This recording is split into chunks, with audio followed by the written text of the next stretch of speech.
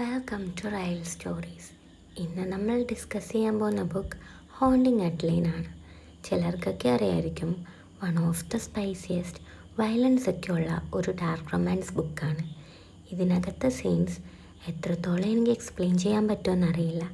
എന്തൊക്കെയാണെങ്കിലും യൂട്യൂബ് പോളിസീസൊക്കെ മാച്ചാക്കി ഞാൻ എൻ്റെ മാക്സിമം എഫേർട്ട് ഇടാം. ഈ ബുക്കിൽ 2 പോയിൻ്റ് ഓഫ് വ്യൂ ആണുള്ളത്. Girl in the manipulator, boy in the shadow. Story തുടങ്ങുന്നത് ഗേളിൻ്റെ പോയിൻ്റ് ഓഫ് വ്യൂ നിന്നാണ്. ഒരു ഗേൾ നൈറ്റ് ഭയങ്കര കംഫർട്ടബിളും റിവീലിംഗും ആയിട്ടുള്ളൊരു തിൻ ടാങ്ക് ടോപ്പും ഷോർട്ടായിട്ടുള്ളൊരു ഷോർട്ട്സ് ഇട്ട് അവളുടെ റൂമിലിരിക്കുകയാണ്. പുറത്ത് നല്ല ഡാർക്ക് വെതറാണ്. ലൈറ്റനിങ് ഒക്കെ കൊണ്ടിട്ട് അവളുടെ വിൻഡോസൊക്കെ ട്രെമ്പിൾ ആവുന്നുണ്ട്.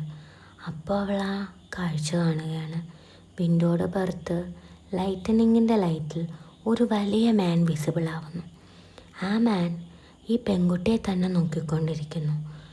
അവൾക്ക് അത് കണ്ട് വല്ലാണ്ട് പേടിയും അതുപോലെ തന്നെ എക്സൈറ്റ്മെൻറ്റും വരികയാണ്. അവൾ അവളോട് തന്നെ ചോദിക്കുകയാണ്, അവനിപ്പോൾ എന്നെ കാണാൻ പറ്റുന്നുണ്ടായിരിക്കുമോ? ഈ തിൻ ടാങ്ക് ടോപ്പിൽ എൻ്റെ ബോഡിയൊക്കെ റിവീലാവുന്നത് അവൻ കാണുന്നുണ്ടായിരിക്കുമോ? അവനീ വ്യൂ ഇഷ്ടപ്പെടുന്നുണ്ടായിരിക്കുമോ? തീർച്ചയായിട്ടും ഉണ്ടായിരിക്കും. അങ്ങനെ അവൾ വലിയ കോൺഫിഡൻ്റ് ആയിട്ട് പറയുകയാണ്.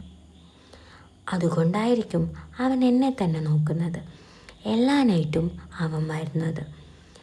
ഞാൻ ആഗ്രഹിക്കുകയാണ് അവൻ എൻ്റെ അടുത്ത് വന്നിരുന്നെങ്കിൽ. എന്തിനെന്നോ, കത്തിയെടുത്ത് അവൻ്റെ കഴുത്തിൽ വെക്കാൻ അതൊരു കാരണമാവുമല്ലോ.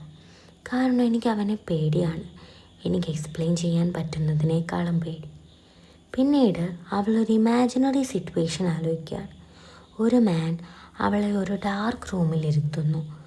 അവിടെ ഒരു ടി വിയിൽ നിന്നും ഒരു സിംഗിൾ ലൈറ്റ് മാത്രം വരുന്നു. ആ ടി വിയിൽ ഒരു ഹൊറർ മൂവി പ്ലേ ആവുകയാണ്. ആകെ എല്ലാം മൊത്തത്തെ അവൾക്ക് വേണ്ടുന്നത് അതിൽ നിന്നും ഹൈഡാവുക എന്നാണ്.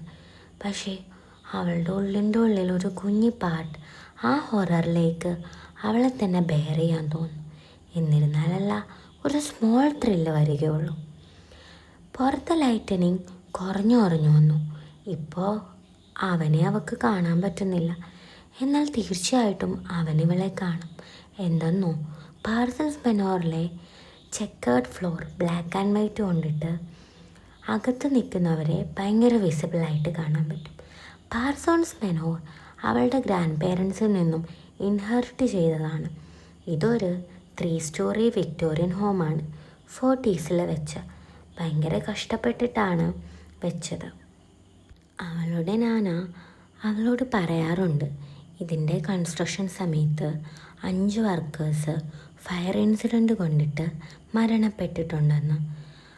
അവളിങ്ങനെ കിടക്കുന്ന സമയത്ത് നൈറ്റ് ഇങ്ങനെ ഫുഡ് സ്റ്റെപ്പൊക്കെ കേൾക്കുന്നത് കേൾക്കാം. അതിനി ചിലപ്പോൾ ആ വർക്കേഴ്സിൻ്റെ ഗോസ്റ്റ് ആയിരിക്കാം. ഇനി പുറത്ത് നിൽക്കുന്ന ഷാഡോ അവരും വർക്കേഴ്സിൻ്റെ ഗോസ്റ്റാണോ? എന്നെ തന്നെ നോക്കുന്ന, എപ്പോഴും എന്നെ തന്നെ നോക്കിക്കൊണ്ടിരിക്കുന്ന. അങ്ങനെ ഇവിടെ ഫസ്റ്റ് ചാപ്റ്റർ എൻഡ് ചെയ്യുകയാണ്.